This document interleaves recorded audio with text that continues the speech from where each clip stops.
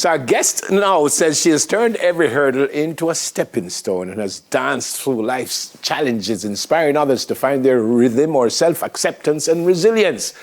Join us from the capital of the big country, Canada, Shay Reid. Shay, morning. Welcome to Smile. How are you? Good morning. I'm good. How are you? I can't complain. Give thanks. So I understand that it is minus 1,000,003. It is, it is freezing, isn't it? I mean, it's very much like the freezer that you put your meat and things in, but yeah. I remember I was abroad for a little while and I told my father how cold it was. And my father said, "But if people can't live in them thing, then it's a freeze that." I agree with your father. It's a freeze. Bring me up to date. Where were you in Jamaica and when did you leave us? So I left Jamaica in 2015. I lived in Westmoreland. That's where I was born and raised in Westmoreland.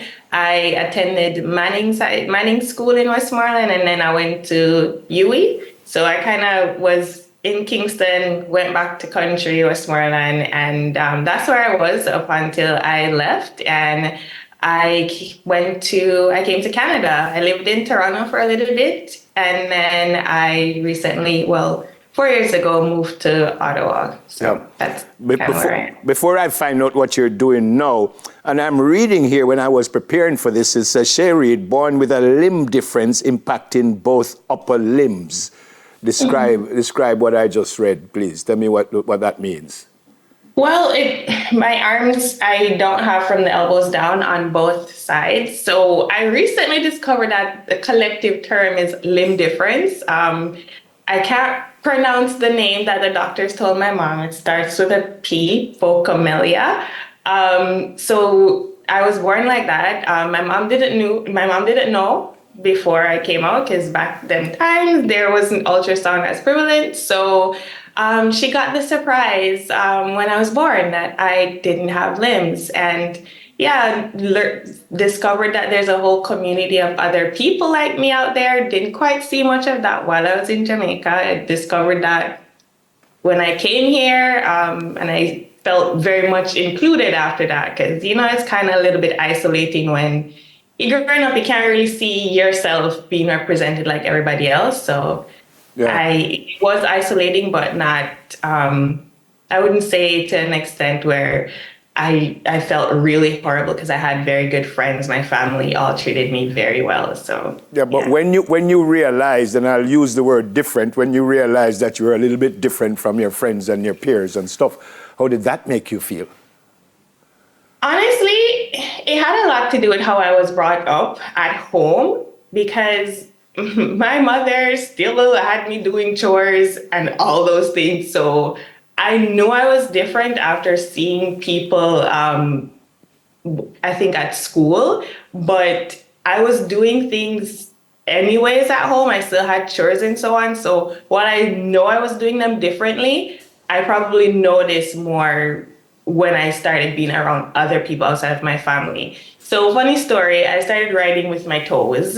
My mom said I used to take my socks and shoes off when I was in basic school. And then one day I just switched over and started writing by putting my arms together like this.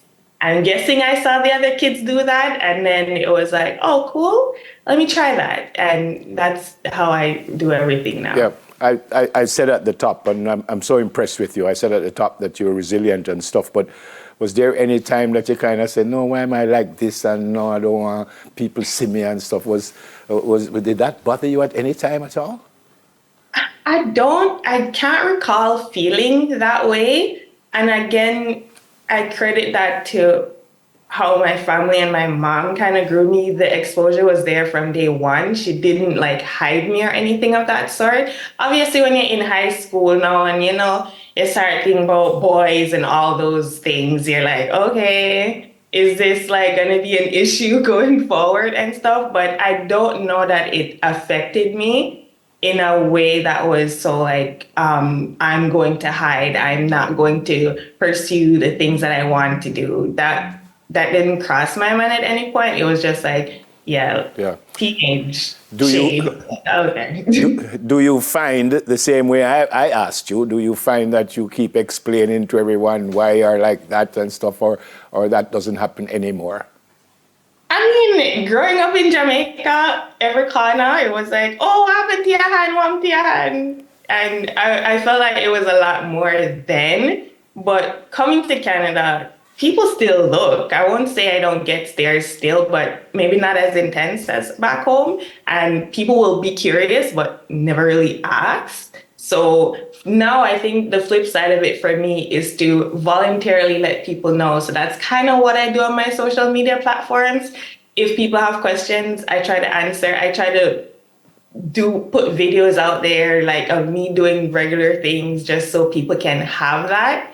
And also the other people that I discover in the community of people with limb difference, I repost a lot of that again just to raise awareness that this is out there. So you might only encounter me, but there's so many other people out there that's doing amazing things as well. So I feel like it was important to kind of showcase that. Yeah. So what do you do now on a day-to-day basis? I currently I work in human resources, so I'm the people and culture business partner at an organization here in Ottawa.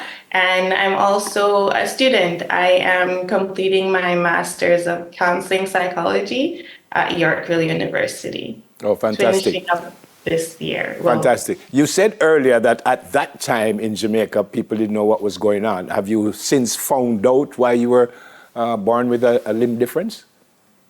Actually, no, and I don't think I've pressed it much, to be honest. My mom, everybody assumed that my mom was on this medication that caused my arms to be like this, but I honestly never pressed it. It happened, and I kind of just took it. Am I concerned that it might be something genetic that I might pass to like my kids or something?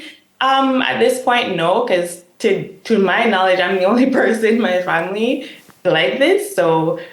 Maybe at a later time, I will be more like granular to see, was it genetic? What happened? But for now, I'm good. Oh, Shay, I'm so impressed. I'm so very impressed. Thank you so much for sharing all that you have with us. I'm so very impressed. I love you. Thanks for speaking. Love you too. I'm a little bit starstruck. No, I am the one who is starstruck because a lot of people will kind of stay behind the curtain because they think people might, laugh at them and look at them strange. And for you to, the way you are, gosh, I'm so impressed. Thank you so very, very much. God bless you. And I hope it gets a little warmer. But if it don't get warmer, just come back to Jamaica, man. Warm tea, man. Me soon come. Blessings and love. Look after yourself. Thank you. You're welcome. Thanks for having me. Yeah, man. Bye. Thanks for speaking with us.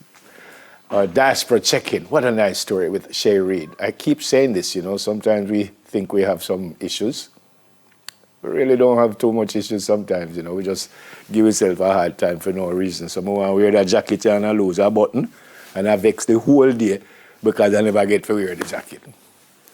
Boy, Shay hopefully would have taught a lot of us a lot this morning. That's it for our Diaspora check-in. Sukam.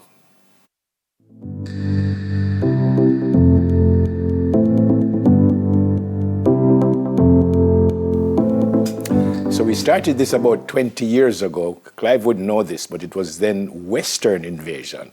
And the first couple of times we went to Montego Bay, it has since moved on to cross-country invasion, and we go right across the country. And if you didn't know that, here's a feature on our cross-country invasion. Oh, that's coming up after. So we still won't go to the break, and then we'll come back. We're gone across the country.